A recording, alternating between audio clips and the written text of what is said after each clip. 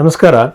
15ರಿಂದ 11ನೇ ತಾರೀಕುವರೆಗಿನ ರಾಶಿ ಭವಿಷ್ಯವನ್ನು ನೋಡೋಕ್ಕಿಂತ ಮುಂಚೆ ನಾವು ಕೆಲವು ವಿಚಾರಗಳನ್ನು ಮಾತಾಡಬೇಕಾಗುತ್ತೆ. ಇಲ್ಲಿ ಜ್ಯೋತಿಷ್ಯಗಳಲ್ಲಿ ಬಹಳ ಮೋಸ ನಡೀತಾ ಇದೆ. ಇದರಲ್ಲಿ ಎಲ್ಲರೂ ನಾವು ಜ್ಯೋತಿಷ್ಯ ಅಂತ ಅನ್ಕೊಂಡ್ಬಿಡ್ತೀವಿ. ಸೊ ಜ್ಯೋತಿಷ್ಯ ಅದು ಹೇಗೆ ಅಂತಂದರೆ, ನೀವೊಂದು ಬರ್ತ್ ಟೈಮ್ನ ಯಾರಿಗಾರು ಕೊಟ್ಟಾಗ ನಿಮ್ಮ ಜನ್ಮ ಸಮಯ ಕರೆಕ್ಟಾಗಿ ಅದು ನೋಟೆಡ್ ಆಗಿರಲ್ಲ.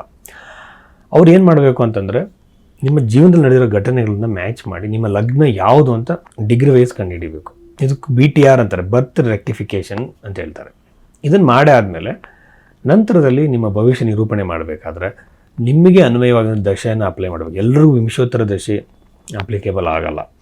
ಕಂಡೀಷನಲ್ ದಶೆಗಳಿದೆ. ಅದರಲ್ಲಿ ಮಾಂಡುಕ ದಶೆ ಇದೆ, ಚರ ದಶೆ ಇದೆ, ದ್ವಿಸಪ್ತಿ ಸಮದಶೆ ಅಂತ ಹೇಳ್ತಾರೆ, ಮಲ್ಟಿಪಲ್ ದಶೆಗಳಿದ್ದಾವೆ.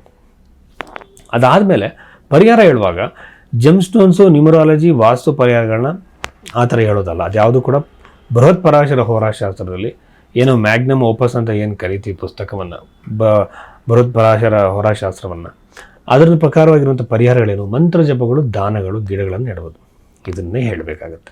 ಇದನ್ನು ಯಾರು ಬೇಕಾದರೂ ಮಾಡ್ಬೋದು. ಇದನ್ನು ಬಿಟ್ಟು ನಾವು ಹೊರಗಡೆ ಏನೋ ಹೇಳ್ತಿದ್ದಾರೆ ಅಂತಂದರೆ, ನಿಮಗೆ ಕಾಳಸರ್ಪ ದೋಷ ಇದೆ ಅಂತ ಹೇಳ್ತಾರೆ. ಕಾಳಸರ್ಪ ದೋಷ ಯಾವ ಒಂದು ಜ್ಯೋತಿಷ ಗ್ರಂಥದಲ್ಲೂ ಇಲ್ಲ. ಈ ಥರ ಹಲವಾರು ದೋಷಗಳು ಇಲ್ಲ. ಅದಕ್ಕೆಲ್ಲ ಪೂಜೆ ಮಾಡಿಸೋ ಅಗತ್ಯ ಇರಲ್ಲ. ಇನ್ನೊಂದು ಮುಖ್ಯವಾಗಿರೋ ಪರಿಹಾರ ಅಂತಂದರೆ ನಿಮ್ಮ ಕರ್ಮವನ್ನು ಒಪ್ಕೊಳ್ಳುವಂಥದ್ದು. ಯಾವುದನ್ನು ಚೇಂಜ್ ಮಾಡೋಕ್ಕಾಗೋದಿಲ್ವೋ ಅದನ್ನು ಒಪ್ಕೊಳ್ಳುವಂಥದ್ದು. ಇದನ್ನು ಫಸ್ಟ್ ನೀವು ಗಮನಿಸಬೇಕು. ಕ್ರಿಯಾಮಾನ, ಪ್ರಾರಬ್ಧ, ಸಂಚಿತ ಕರ್ಮಗಳಲ್ಲಿ ಎಲ್ಲದನ್ನು ಬದಲಾವಣೆ ಮಾಡೋಕ್ಕಾಗಲ್ಲ.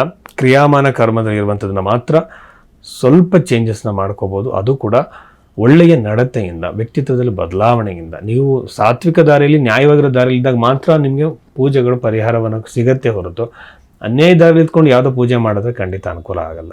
ಜ್ಯೋತಿಷದಲ್ಲಿ ಹಲವಾರು ಮಿಸ್ಅಂಡರ್ಸ್ಟ್ಯಾಂಡಿಂಗ್ಸ್ ಇದೆ. ಇಲ್ಲಿ ರಾಶಿಯಿಂದ ಇಡೀ ಜೀವನವನ್ನು ಹೇಳೋಕ್ಕೆ ಸಾಧ್ಯ ಇಲ್ಲ. ಈಗ ಜಾತಕದಲ್ಲಿ ಡೈವರ್ಸ್ ಅಂತ ಇದೆ ಅಂತ ಅಂದ್ಕೊಳ್ಳೋಣ. ಹಿಂಗೆ ಡೈವರ್ಸ್ ಆಗುತ್ತೆ ಅಂತಾರೆ. ಯಾವಾಗ ಆಗುತ್ತೆ? ಮನೆ ಕಟ್ತೀರಾ ಅಂತ ಇರುತ್ತೆ. ನೀವು ಮನೆ ಕಟ್ಟ ಯೋಗ ಇದೆಯಪ್ಪ ಅಂದರೆ ಯಾವಾಗ ಆಗುತ್ತೆ? ಇದು ನಾವು ಟೈಮ್ ಸಮೇತವಾಗಿ ಈ ಟೈಮ್ ಪೀರಿಯಡಲ್ಲಿ ಆಗುತ್ತೆ ಅಂತೇಳಿ ಕ್ಯಾಲ್ಕುಲೇಷನ್ ಮಾಡಿ ಹೇಳಬೇಕು. ಇದಕ್ಕೆ ನಾವು ಅಷ್ಟಕ ವರ್ಗವನ್ನು ಎಲ್ಲದನ್ನು ಕೂಡ ಅಪ್ಲೈ ಮಾಡಬೇಕಾಗುತ್ತೆ. ಅದಕ್ಕೆ ಅವ್ರ ಬರ್ತ್ ಟೈಮ್ ಸರಿ ಇರಬೇಕು. ಇವೆಲ್ಲ ಮಾಡೋದಕ್ಕೆ ಒಬ್ಬ ಜ್ಯೋತಿಷಿಗೆ ನೀವು ಅದರಾಗಿರೋ ಚಾರ್ಜಸ್ ಕೊಡಬೇಕು, ಅದರಾಗಿರೋ ಟೈಮ್ ಕೊಡಬೇಕು. ನಾನು ಜ್ಯೋತಿಷಿ ಅಂತೇಳಿ ಎಲ್ಲರೂ ಹೇಳಿದಾಗ ಇವೆಲ್ಲ ಅವ್ರು ಮಾಡ್ತಾ ಇದ್ದಾರಾ? ನಿಮ್ಮ ಬರ್ತ್ ಟೈಮ್ ಸರಿಯಾಗಿ ಇದೆಯಲ್ಲ ಅಂತ ನೋಡ್ತಿದ್ದಾರಾ? ಲಗ್ನ ಸರಿಯಾಗಿದೆಯಲ್ಲ ಅಂತ ಚೆಕ್ ಮಾಡಿದ್ದಾರಾ? ಅದಾದಮೇಲೆ ನಿಮ್ಮ ಜೀವನದಲ್ಲಿ ನಡೆದಿರೋ ಘಟನೆಗಳಿಗೆ ಅದನ್ನು ಮ್ಯಾಚ್ ಮಾಡಿ ನೋಡಿದ್ದಾರಾ? ಅದಾದಮೇಲೆ ಯಾವ ಥರ ದಶೆಯನ್ನು ಅಪ್ಲೈ ಮಾಡಿದ್ದಾರೆ? ಇದನ್ನೆಲ್ಲ ನೋಡಿಕೊಂಡು ಜ್ಯೋತಿಷ ಕ್ವಾಲಿಫಿಕೇಷನ್ ನೀವು ಕಂಡುಹಿಡಬೇಕಾಗುತ್ತೆ. ಸುಮ್ಮನೆ ಎಲ್ಲರನ್ನ ಜ್ಯೋತಿಷ ಅಂತ ಯಾವ ಕಾರಣಕ್ಕೂ ನಂಬಕ್ಕೆ ಹೋಗ್ಬೇಡಿ. ಈಗ ಕೆಲವರು ಪೂಜೆಗಳೆಲ್ಲ ಮಾಡಿಸೋದಕ್ಕೆ ಹೋಗಿ ತುಂಬ ಮೋಸ ಹೋಗ್ತಿದ್ದಾರೆ. ಏನೇನೋ ಪೂಜೆಗಳಿಗೆ ದುಡ್ಡು ಕೊಟ್ಟು ಹಣ ಕಳ್ಕೊತಿದ್ದಾರೆ. ಆ ಕಾರಣಕ್ಕಾಗಿ ನಾನು ಇಂಟ್ರಡಕ್ಷನಲ್ಲಿ ಇದನ್ನೆಲ್ಲ ಹೇಳ್ತೀನಿ. ತುಂಬ ಜನ ಯಾಕೆ ಸರ್ ನೀವು ಇಷ್ಟೊಂದು ಲೆಂತಿಯಾಗಿ ಹೇಳ್ತೀರಾ ಇದ್ರ ಬಗ್ಗೆ ಅಂತಾರೆ. ಯಾಕೆ ಅಂತಂದರೆ, ಕಷ್ಟಪಟ್ಟು ಸಂಪಾದನೆ ಮಾಡಿರೋ ದುಡ್ಡನ್ನು ಅನವಶ್ಯಕವಾಗಿ ಯಾವುದಕ್ಕೂ ಖರ್ಚು ಹಾಳು ಮಾಡ್ಕೊತಿರ್ತಾರೆ. ಹಾಗಾಗಿ ಅವ್ರಿಗೆ ನಾವು ಮನವರಿಕೆ ಮಾಡಿಕೊಡ್ಲೇಬೇಕು. ಜ್ಯೋತಿಷ್ಯದ ಮೇಲೆ ಒಂದು ಕಪ್ಪು ಚುಕ್ಕೆ ಬರುತ್ತೆ. ಜ್ಯೋತಿಷ್ಯ ಸತ್ಯವಾಗಿರುವಂಥದ್ದು, ಅದು ವಿಜ್ಞಾನ, ಅದು ಯಾವತ್ತೂ ತಪ್ಪಲ್ಲ. ಬಟ್ ಇಲ್ಲೇನಾಗ್ತಿದೆ, ಅದನ್ನು ದುರುಪಯೋಗ ಪಡಿಸ್ಕೊಳ್ಳೋದ್ರಿಂದ ನಾವು ಹೇಗೆ ರಕ್ಷಣೆ ಪಡ್ಕೋಬೇಕು ಅನ್ನೋದಕ್ಕೋಸ್ಕರ ಈ ಇಂಟ್ರೊಡಕ್ಷನ್ ನಾನು ಯೂಶ್ವಲಾಗಿ ಕೊಡ್ತೀನಿ.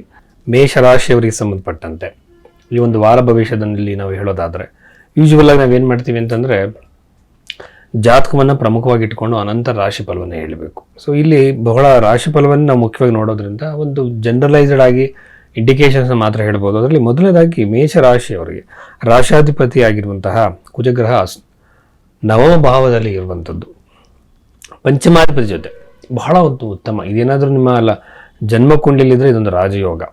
ಸೊ ಈ ರೀತಿ ಇದ್ದಾಗ ಖಂಡಿತವಾಗಲೂ ಸಹ ನಿಮಗೆ ದೂರ ಪ್ರಯಾಣದ ಅವಕಾಶ, ವಿದೇಶದ ಸಂಚಾರ, ವಿದೇಶದಲ್ಲಿ ವ್ಯವಹಾರಗಳನ್ನು ಮಾಡುವುದು, ವಿದೇಶಕ್ಕೆ ಸಂಬಂಧಪಟ್ಟಂತಹ ಕಂಪ್ನಿಗಳ ಜೊತೆ ವ್ಯವಹಾರ, ಹಣಕಾಸಿನ ಅಭಿವೃದ್ಧಿ ಸಾಧ್ಯವಾಗುತ್ತೆ. ಪಿತ್ರಾರ್ಜಿತ ಸ್ವತ್ತು ಅಥವಾ ಹಣಕಾಸು ಎಲ್ಲಾದರೂ ಸಿಗಾಕೊಂಡಿದ್ದು ಅಲ್ಲೂ ಕೂಡ ನಿಮಗೆ ಲಾಭ ಆಗುವಂಥ ಸಾಧ್ಯತೆ. ಅಂದರೆ ತುಂಬ ವರ್ಷಗಳಾಗ್ಬಿಟ್ಟಿರುತ್ತೆ, ನಿಮಗೆ ಹಣ ಬರಬೇಕಾಗಿರುತ್ತೆ ಅಥವಾ ಆಸ್ತಿ ಬರಬೇಕಾಗಿರುತ್ತೆ, ಅದು ಹೀಗೆ ಸುಮ್ಮನೆ ಅನವಶ್ಯಕ ಎಳೆದಾಟ ಆಗ್ತಾ ಇರುತ್ತೆ. ಈ ಟೈಮ್ ಪೀರಿಯಡಲ್ಲಿ ಅದು ಸಿಗುವಂತಹ ಸಾಧ್ಯತೆ, ಒಂದು ಸಿಚುವೇಶನ್, ಒಂದು ವಾತಾವರಣ ನಿಮಗೆ ಕ್ರಿಯೇಟ್ ಆಗುವ ಸಾಧ್ಯತೆ ಇರುತ್ತೆ. ಇದನ್ನು ಗಮನದಲ್ಲಿಟ್ಕೊಳ್ಳಿ. ಇದಾದಮೇಲೆ 3ನೇ ಮನೆ ಇರುವಂತಹ ಗುರುಗ್ರಹವನ್ನು ಗಮನಿಸ್ತಾ ಇದ್ದೆ. ನನಗೆ ಅನಿಸೋದೇನೆಂದರೆ, ಭಾಳಷ್ಟು ಜನ ಆಧ್ಯಾತ್ಮಿಕದಲ್ಲಿ ದೇವರ ವಿಚಾರಗಳಲ್ಲಿ ಭಾಳ ಹಿಂದುಳಿದಿರ್ತಾರೆ. ಅದ್ರ ಬಗ್ಗೆ ಅವರಿಗೆ ನಂಬಿಕೆ ಇರಲ್ಲ, ಇಂಟ್ರೆಸ್ಟ್ ಇರಲ್ಲ, ಸಮಯ ಇರಲ್ಲ.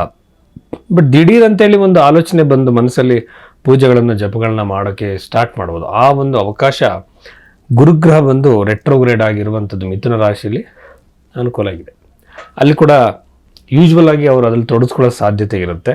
ಇದು ಜಾಸ್ತಿ ದಿನ ಇರಲ್ಲ, ಈ ರೆಟ್ರೋಗ್ರೆಷನ್ ಅಂತ ನಾವು ಏನು ಹೇಳ್ತೀವಿ, ವಕ್ರಿಯಾಗಿರುವಂಥದ್ದು. ಬಟ್ ಆ ಒಂದು ಟೈಮಲ್ಲಿ ಅವರಿಗೆ ಆ ಆಲೋಚನೆ ಬರುತ್ತೆ.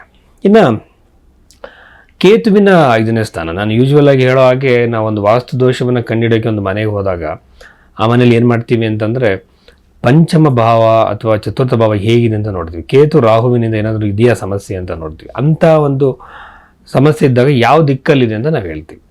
ಸೊ ಆ ಬಗ್ಗೆಯಲ್ಲಿ ನಾನು ನೋಡಿದ್ರೆ ನನಗೆ ಅನ್ಸೋದು ಏನಂತಂದರೆ, ವಾಸ್ತುವಲ್ಲಿ ನಾವು ಹೇಗೆ ನೋಡಿ ಹೇಳ್ತೀವೋ ಅದೇ ಥರ ಜಾತಕದಲ್ಲಿ ನೋಡಿ ಹೇಳೋದಾದರೆ ಪಂಚಮ ಭಾವದಲ್ಲಿರುವಂಥ ಕೇತುವಿನ ಮಕ್ಕಳಿಂದ ಸ್ವಲ್ಪ ನೋವು, ಟೆನ್ಷನ್ ಕ್ರಿಯೇಟ್ ಆಗುತ್ತೆ. ತುಂಬ ಪ್ರೋಗ್ರೆಸ್ ಆಗಿ ಚೆನ್ನಾಗಿದ್ದಂಥ ಮಕ್ಕಳು, ಓದ್ತಾ ಇದ್ದಂಥ ಮಕ್ಕಳು ಡಲ್ ಆಗ್ಬೋದು, ಅಥವಾ ಅವ್ರಿಗೇನಾದರೂ ಅವರಿಂದ ಏನಾದರೂ ನೋವು, ಕಿರಿಕಿರಿ ಆಗುವ ಸಾಧ್ಯತೆಗಳಿರುತ್ತೆ. ಬಟ್ ದೊಡ್ಡ ಮಟ್ಟದಲ್ಲಿ ಏನೂ ಅಲ್ಲ.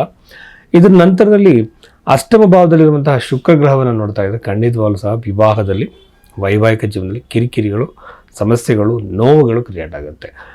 ಮ್ಯಾರಿಟಲ್ ಲೈಫ್ ಅನ್ನುವಂಥದ್ದು ಯಾವಾಗಲೂ ಕೂಡ ಜಾತಕದ ಹೊಂದಾಣಿಕೆಯನ್ನು ತುಂಬ ಸೈಂಟಿಫಿಕ್ ಆಗಿ ಮಾಡಬೇಕಾಗಿರುತ್ತೆ. ನಮ್ಮಲ್ಲಿ ಏನು ಮಾಡ್ತಾರೆ, ಬರೀ ಗಣಕೂಟ ಸಾಲಾವಳಿ ಅಂತ ನೋಡಿ ಮದುವೆ ಮಾಡ್ತಾರೆ. ಆ ರೀತಿ ಅಲ್ಲ.